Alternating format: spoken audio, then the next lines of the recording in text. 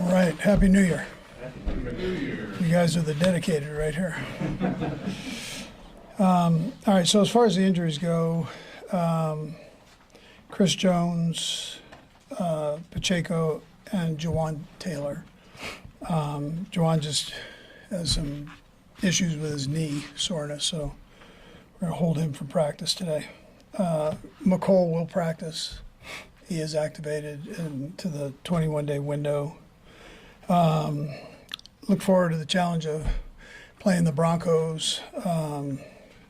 Carson is going to visit with you here in a little bit, but he'll end up being the starting quarterback, and then we'll kind of work things from there on who goes and who doesn't go. I mean, you remember last year how the offensive line played and rotated in and out. So those type of things could potentially take place in this one, depending on the positions.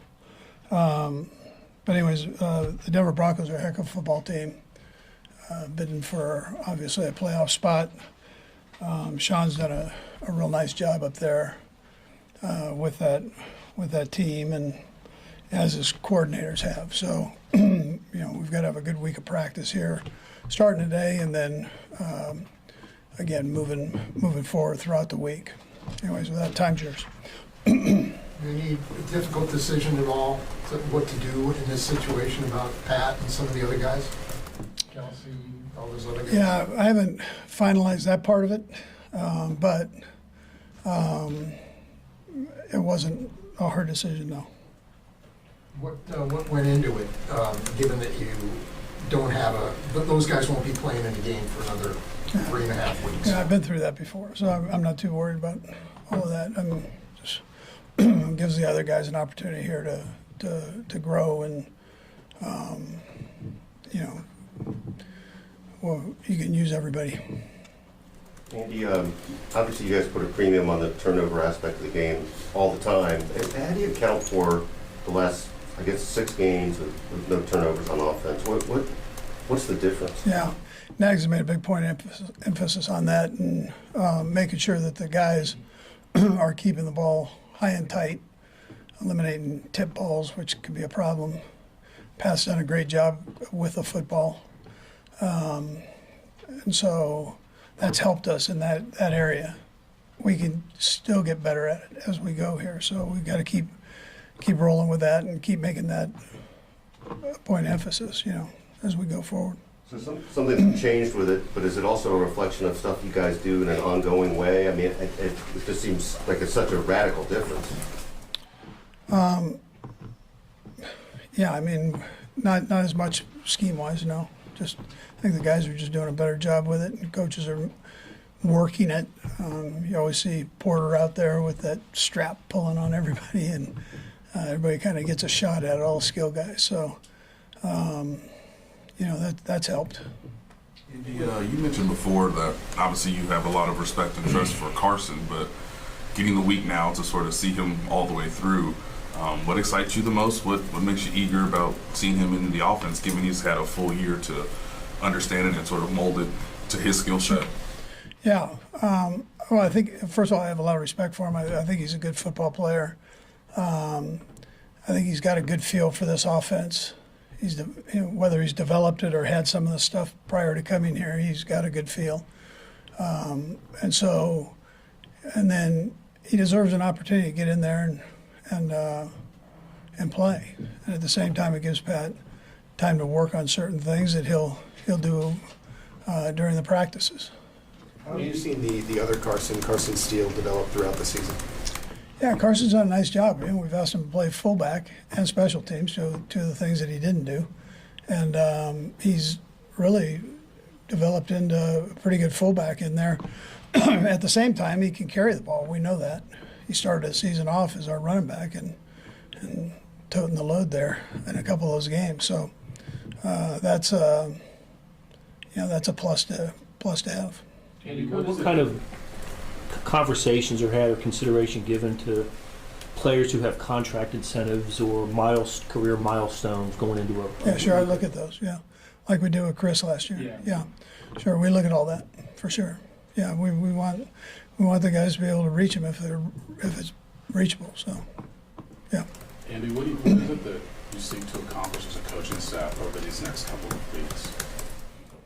Say that one more What is time. it that, like, how do you guys operate as a coaching staff over Yeah. these next couple of weeks? Yeah. What do you seek to accomplish? Yeah, well, the primary thing is to make sure that we stay sharp at all areas through this game and, for the upcoming weeks that we have to prep for that first game there. So you want to stay sharp mentally and physically, and then that's our responsibility to do that. And how we manage the time, I make sure I do that practice-wise, and then the guys go out and players and coaches and work on that. Keeping themselves in the right timing, the right way. Yeah. Does the speed of practice change at all, given that you mentioned that the speed of the games increases as you get into the Yeah. playoffs? Yeah, it does a little bit. Yes. I mean, you'd see that more excuse me, next week. Yeah. And then just real quick on DJ Humphries, as you envision him playing left tackle on Sunday? Yeah, there's a chance he's feeling. I just want to see how he does here, but in practice, give me one more go round with him here and see how he's holding up. But he says he feels good, and we'll just see how the practices go. What about McCole? You expect him to play Sunday, or? Yeah, I wouldn't count on McCole playing. Yeah. We'll go last year. Matt, Nick, and then Nate. Go ahead, Matt. Coach, with Chris and that calf injury, how much of this was that he would be going this week if it was a game that you needed? Yeah, he's recovering from that. I wouldn't say either way on that, whether he play or not play, but I would tell you that, he's recovering from the calf injury. So that's the primary thing. The guys that are banged up, we're trying to get back where they feel okay. Andy, I know you guys are focused on Denver, but are there any coaches on staff you feel warrant potential interviews for head coaching jobs in the coming weeks? Yeah, I mean, you could take all of the coordinators there and put them right in that mix, for sure.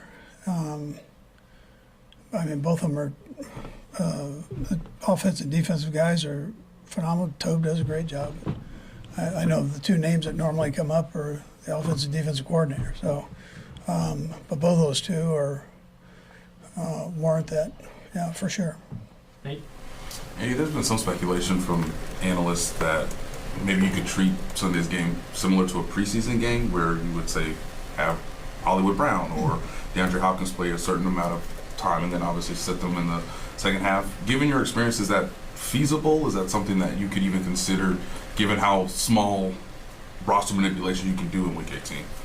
Yeah, well, you get two elevations. That's all. So it's hard to do all of that. I mean, the rosters are small now, where you got to play guys, and that's how it goes. I mean, if somebody wants to start messing with it, then there's not a whole lot of messing going on. So I'm sure that's for a reason. So guys play. That's how it goes. Good. Thanks, Coach. All right.